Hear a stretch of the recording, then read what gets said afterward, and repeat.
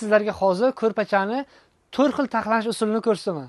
Mana to'shalgan ko'rpachamiz. Odatda oldin ko'rpachalar mana bunday 4 qatlab yig'ilardi. Sandiqqa yig'ishga qulayroq bo'lishi uchun mana ko'rishingiz mumkin. Bu taxlanishda bitta plyus, bitta minus taraf bor. Plyus taraflar nimaga desangiz, tekisroq taxlanadi, sandiqqa yiqqanda soni ko'proq ko'rinadi. Minus taraflari ko'rpacha taxlanganda mana bu tax joylari sinib qoladi. Ikkinchi usulni o'rgataman mana. Ko'rishingiz mumkin, ko'rpacha 3 taxtga taxlanadi mana, ko'rishingiz mumkin. Bu taxlanishda yaxshi tarafi sandiqqa yig'ib bo'lmaydi. Faqatgina yerga gilamsidan taxlab qo'yganingizda ko'rpacha yiqilib ketmaydi, o'zini holatini yo'qotmaydi.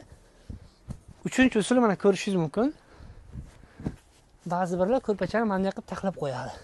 Bu taxlashning bitta yaxshi, bitta yomon tarafi. Yaxshi tarafi gullar aniqroq ko'rinadi, yomon tarafi ustimiz ko'rpachani yiqqanda bu to'yib ketadi, yiqilib ketadi. To'rtinchi usulni o'rgataman. Mana ko'rpachani ichiga qatlab taxlaganingizda maqsadga muvofiq bo'ladi mana. Ko'rishingiz mumkin. Chetlari bir xil taxlanadi, gullar aniqroq ko'rinadi va sandiqqa yiqqanda shutuklari chiroyli ko'rinadi.